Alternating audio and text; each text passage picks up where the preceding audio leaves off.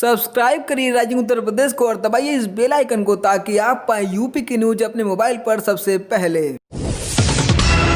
प्रदेश में 13 नए राजकीय मेडिकल कॉलेजों के निर्माण का रास्ता साफ हो गया है। नेशनल मेडिकल कमीशन यानी एनएमसी द्वारा तय किए गए मानकों के अनुसार इसका निर्माण कराने के लिए कैबिनेट की बैठक में वित्त व्यय समिति द्वारा तय की गई संशोधित लागत को मंजूरी दे दी गई है। प्रयोजन की लागत 200 करोड़ रुपए से अधिक होने के कारण मंजूरी ली गई है। चिकित्सा शिक्षा मंत्री सुरेश खन्ना ने बताया कि इन नए मेडिकल कॉलेजों के खुलने के बाद प्रदेश में 45 जिलों में सरकारी मेडिकल कॉलेज होंगे। प्रदेश सरकार ने प्रत्येक जिले में एक सरकारी मेडिकल कॉलेज खोलने का संकल्प लिया है और इसे पूरा करने के लिए वह तेजी से काम बढ़ा रही है। बैठक में अयोध्या के 343 गांव और शामिल करने के प्रस्ताव को मंजूरी दे दी गई है। अब अयोध्या का दायरा 872.81 वर्ग किलोमीटर का हो जाएगा। ग्रेटर नोएडा में इंडियन मेडिकल एसोसिएशन की एक दिन की हड़ताल का असर बखूबी दिखाई दिया। आयुर्वेदिक डॉक्टरों को ऑपरेशन करने की अनुमति दिए जाने से नाराज इंडियन मेडिकल एसोसिएशन के एलोपैथिक डॉक्टर्स एक दिन के सांकेतिक हड़ताल पर दिखे। एलोपैथिक के सभी private hospital, clinic, pathology lab के डॉक्टरों ने इमरजेंसी कोविड-19 को छोड़कर अपने ओपीडी की सेवा बंद रखी, जिसके चलते मरीजों को परेशानी उठानी पड़ी।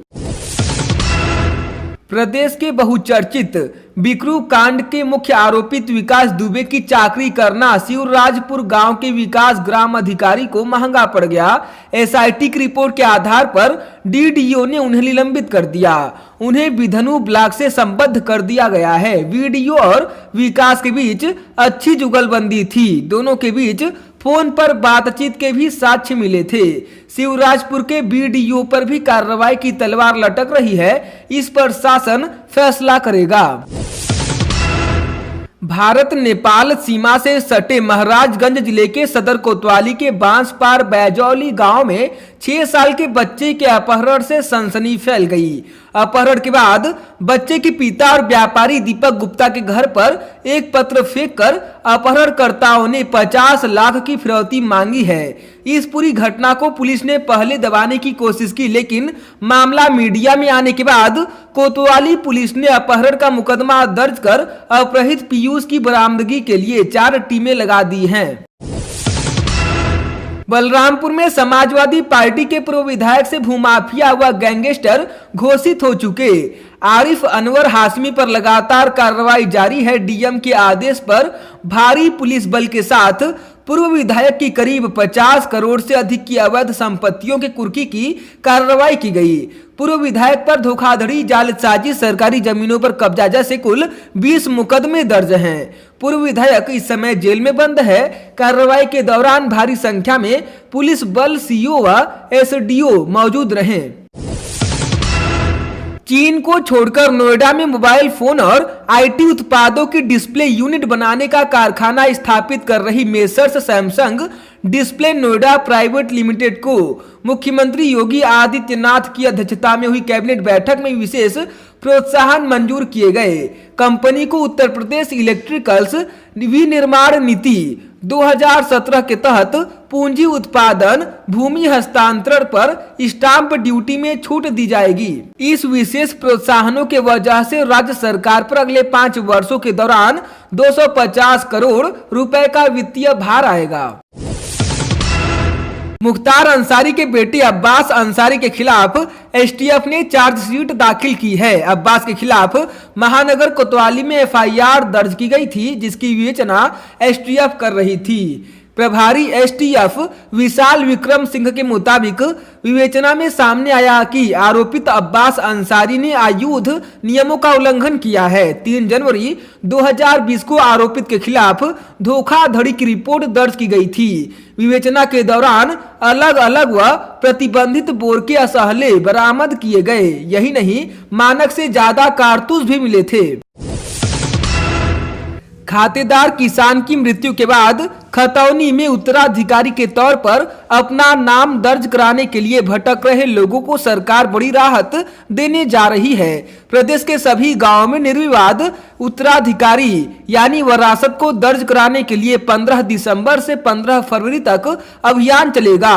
मुख्य सचिव राजेंद्र कुमार तिवारी ने इस बारे में सभी मंडलायुक्तों और जिलाधिकारियों को शासनादेश जारी कर दिया है। राजस्व विभाग का अनुमान है कि प्रदेश में उत्तराधिकारी दर्ज कराने के लिए तकरीबन 1.5 से 2 लाख आवेदन लंबित हैं।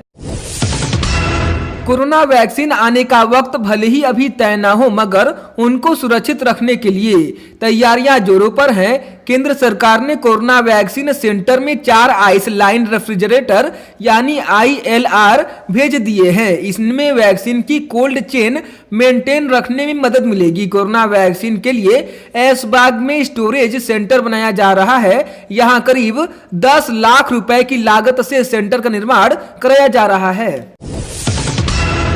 मेरठ में एक बार फिर हर्ष फायरिंग की घटना सामने आई है। इस घटने में युवक के सिर में गोली लगने से मौत हो गई। मामला सरधना थाना क्षेत्र का है, जहां अहमदाबाद गांव के एक प्रतिष्ठित परिवार के शादी समारोह के दौरान दंदन हवाई फायरिंग हुई। इस बीच एक युवक के सिर में गोली जा लगी। गंभीर रूप से घायल युवक को मेरठ मेडिकल कॉलेज में भर्ती किया गया। दोपहर को उसकी मौत हो गई। पुलिस इस मामले को नजरअंदाज कर रही है। बताया जा रहा है कि शादी समारोह में सांसद संजीव बालियान और बुढ़ाना विधायक भी शामिल थे। हाथरस के बुलगड़ी प्रकरण में सीबीआई जांच को 2 माह पूरे होने के बाद भी अभी सच्चाई सामने नहीं आ पाई। कुछ दिन से सीबीआई टीम भी किसी से पूछताछ नहीं कर रही है, जिससे लग रहा है कि सीबीआई जरूर किसी नतीजे पर पहुंच चुकी है। उधर आरोपित की पॉलीग्राफ टेस्ट की रिपोर्ट भी सार्वजनिक नहीं हुई। इस रिपोर्ट का आरोपित के स्वजन के अलावा अन्य लोग भी इंतजार कर रहे हैं। पश्चिमांचल विद्युत वितरण निगम लिमिटेड अंतर्गत गाजियाबाद और मेरठ जिलों के अधिकारियों के साथ प्रबंध निदेशक अरविंद ने बैठक की। इस दौरान बिजली अधिकारियों को निर्देश दिया गया कि वे उपभोक्ताओं को फोन कर बिजली आपूर्ति का फीडबैक लेंगे, ताकि बिजली आपूर्ति की समस्याएं दूर की जा सके। प्रबंध निदेशक ने कहा कि फील्ड अधिकारी बिजली घरों पर सफाई व्यवस्था सुनिश्चित करे, लाइनमैन के मोबाइल नंबर की सूची चस्पा की जाए, ट्रांसफार्मर की फेसिंग कराई जाए, बिजली घरों का अधिक से अधिक दौरा किया जाए। उन्होंने कहा कि विद्युत लाइन हानियां कम करने के प्रयास तेज किए जाएं। बैठक में निदेशक वाणिज्य IP सिंह समेत मुख्य अधिवक्ता राजीव कुमार, अधीक्षण अभियंता HV सेल, रंजित यादव समेत अन्य अधिकारी मौजूद रहे। बीजेपी की जिला इकाई की ओर से अलग अलग मंडल व इलाकों में 9 मतदाता अभियान के तहत कैंप चलाकर मतदाताओं के फॉर्म भरवाए गए। कैंप के माध्यम से लोगों को नई वोट बनवाने के प्रति जागरूक किया गया। बरेली में रैगिंग के आरोपित जिस छात्र का नाम संजय मेवाती बताया जा रहा था, कागजों में उसका नाम साजिद रजा खां दर्ज है। एक अन्य आरोपित मधनेश यादव का नाम मधुकर यादव दर्ज है। एंटी रैगिंग कमेटी की जांच में यह बात पता चली है तो शिक्षक भी चौंक गए। कहा कि अभी इनके असली नाम भी पता नहीं थे। 3 दिसंबर को बरेली कॉलेज के LLB छात्र वंश चतुर्वेदी ने प्राचार्य डॉक्टर अनुराग मोहन को शिकायती पत्र दिया था। आरोप लगाया था कि संजय मेवाती, मधुनेश यादव और राशिद ने रैगिंग की। इन पर तीनों छात्रों के खिलाफ थाने में तहरीर दी गई, साथ ही जांच शुरू कर दी गई। हाथरस जंक्शन में सर्राफ से लूट में शामिल 25,000 के इनामी बदमाश को SOG व जंक्शन पुलिस ने संयुक्त कार्रवाई के तहत दबोच लिया। उससे तमंचा, कारतूस व बिना नंबर की मोटरसाइकिल बरामद की गई। उसके खिलाफ लूट, डकैती व चोरी के मुकदमे दर्ज हैं। दुधवा टाइगर रिजर्व में गैंडा परियोजना की सफलता को देखते हुए अब बहराइच के कतरनिया घाट और महाराजगंज के सुहागी बरवा वन्य जीव क्षेत्र में भी गोंडा पुनर्वास केंद्र बनाने की योजना है। पर्यावरण, वन और जलवायु परिवर्तन विभाग और WWF के अध्ययन में यह क्षेत्र गैंडों के लिए मुफीद पाया गया है। इनके संरक्षण के लिए यहाँ प्राकृतिक वास चिन्हित कर उस क्षेत्र की घेराबंदी की जाएगी। इसके बाद यहाँ दूसरे स्थानों से गैंडे लाकर उनका पुनर्वास किया जाएगा। यह ऐसा क्षेत्र है जहाँ नेपाल से भी गैंडे आते हैं। योगी कैबिनेट ने धर्मार्थ कार्य विभाग के निदेशालय के गठन के प्रस्ताव को मंजूरी दी है। यह निदेशालय वाराणसी के श्री काशी विश्वनाथ विशिष्ट क्षेत्र विकास परिषद द्वारा उपलब्ध कराए गए भवन में स्थापित होगा। इसका उप कार्यालय कैलाश मानसरोवर भवन गाजियाबाद में होगा। निदेशालय में निदेशक के अलावा 2 संयुक्त निदेशक के पद सृजित होंगे। साथ ही लेखाधिकारी, कार्यालय अधीक्षक, स्टेनो, आशुलिपिक, स्थापना सहायक, कंप्यूटर सहायक, ड्राइवर, अनुसेवक आदि पदों का सृजन किया जाएगा।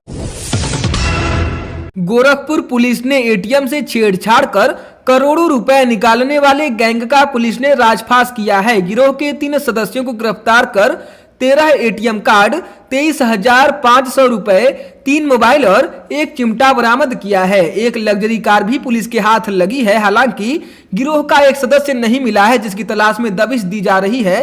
पूछताछ में पता चला है कि यह दूसरे राज्यों में भी वारदात को अंजाम देते थे। समाजवादी पार्टी के अध्यक्ष व पूर्व मुख्यमंत्री अखिलेश यादव ने मुगल म्यूजियम का नाम बदले जाने पर भाजपा सरकार पर निशाना साधा। कहा कि भाजपा सरकार ने जिस मुगल म्यूजियम का नाम बदलकर छत्रपति शिवाजी महाराज म्यूजियम रखा है, सरकार आने पर सपा उसमें शिवाजी की मां जीजाबाई, शहीद भगत सिंह और महाराजा अग्रसेन की भी प्रतिमा लगवाएगी। उन्होंने कहा कि नाम बदलने से कुछ नहीं होता। सरकार ने इस योजना को कितना आगे बढ़ाया, यह महत्वपूर्ण है। प्रदेश के पंचायती राज विभाग ने अगले साल राज्य में होने वाले त्रिस्तरीय पंचायत चुनाव की तैयारियों के तहत अपना प्रस्तावित कार्यक्रम तैयार कर लिया है। इस प्रस्तावित कार्यक्रम के अनुसार विभाग पंचायतों के नए सिरे से आरक्षण की प्रक्रिया आगामी 21 फरवरी को पूरी करेगी। हाईकोर्ट की लखनऊ बेंच ने नीट 2020 की उत्तर पुस्तिका को चुनौती देने वाली याचिका को खारिज कर दिया।